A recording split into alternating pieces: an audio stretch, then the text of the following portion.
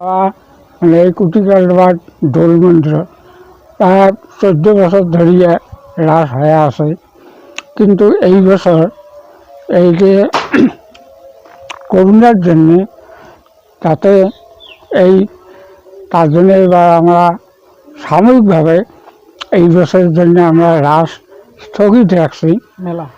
রাস মেলা স্থগিত রাখা আছে এবং নিয়ম অনুসারী যেটা পুজো করা লাগে সেটাই আমরা করার জন্য কমিটিয়ে সিদ্ধান্ত নিয়েছি, যাতে এই রোগে অত্র অঞ্চলত বা রাজ্যের মাজত প্রভাব বিস্তার করে না পায়।